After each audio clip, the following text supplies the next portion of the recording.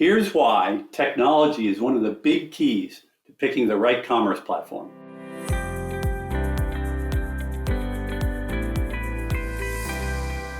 Hey everybody, Eric Enge here. I'm the principal for the Digital Marketing Solutions business unit here at Perficient, and welcome to another episode of Here's Why. Today, please help me welcome Justin Racine.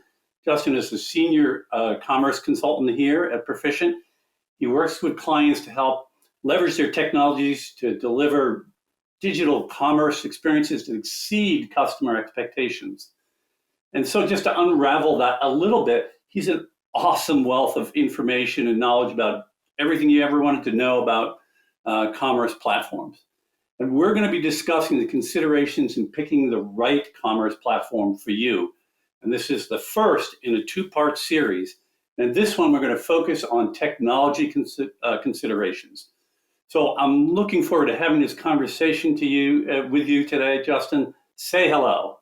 Hey, Eric, thanks for having me on. Definitely looking forward to discussing a little bit further around commerce platforms and why picking the right one is so important to the success of your business. So very interested to have this conversation with you and to kick things off here. Well, so let's just start right there. Since you said it's important, why is picking the right platform important to your overall success? It's extremely important. It's almost like picking the right car for you, right, to drive every day. So you have to have certain things within the car that you might want to purchase that are important to what your lifestyle is. And the same thing kind of goes here with an e-commerce platform.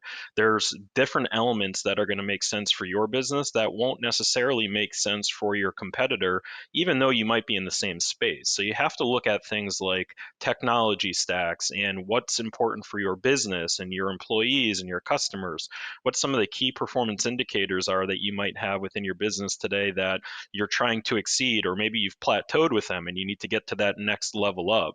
So having the right commerce platform will not only allow you to achieve all of those pieces, but it really sets the foundation for the future of success of your business. And looking at some of these different elements will be critical to making sure that you can actually actualize and achieve that success. Well, cool. So you mentioned several interesting things there, but let's start digging a little deeper. Let's start with the technology topic. Yeah, so I mean, one big thing that we always work with our clients on and what you should always look at is what technology stack that you currently have today. So, if you're a Microsoft shop versus, some other technology, are there certain platforms from a commerce standpoint that align to what your information technology department is used to working with internally? There might be, an internal team of developers or support staff that can actually work on the platform, and having something that aligns to what their skill set is definitely important in making sure that the platform is going to work well for you. Another piece of that as well that I'd actually add is that you probably in your business have other integrations, whether it's an ERP system or a CRM or a email service provider, a third party that's you're leveraging to do dynamic email remarketing. All of those pieces are going to play into how a platform will work into that technology stack and make sure that the integration and build is as seamless as possible, while also being able to allow you to maximize and extend those third parties like your ERP and CRM and email service providers even further for success for your business. So starting with technology is always the first area that we tell people to look at to make sure that the IT folks have buy-in to the specific platform or platforms that you might be looking at. Right. I mean, if the new platform you're picking is going to completely disrupt your existing technology stack, I mean, you might want to think twice before going down that path, right? And understanding the total scope of that impact is really a cornerstone piece of the cost benefits analysis. But after considering that, what's next?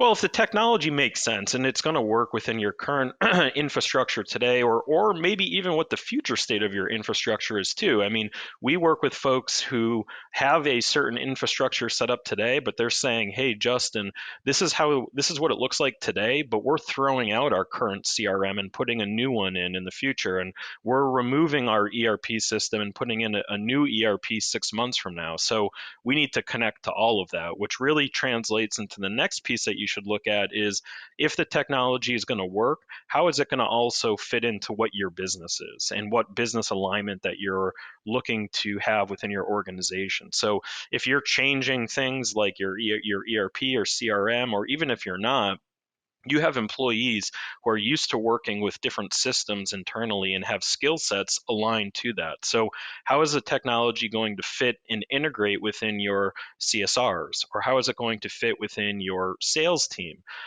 How is it going to help them do a better job and potentially remove some of the manual tasks that they're doing today and have them be more focused in on the customer and the customer's experience and not having them in the weeds on the day to day? So, the employees are one area to start with to make sure that there's alignment, but there's also the piece around how this platform, this e-commerce platform, will help take your business from where it's at today to the next phase. So how can you grow your revenues? How can you increase your customer lifetime value?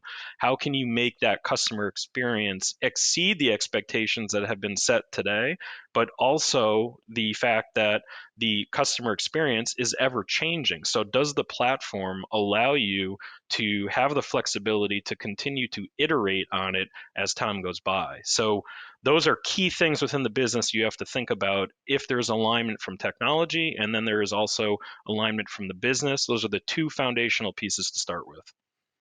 Right, agreed. And I think you also need to think about some other of the other factors that go into selecting a platform too.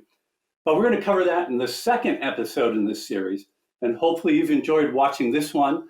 And if you have, please consider clicking the subscribe button below so you don't have to miss any future episodes of Here's Why.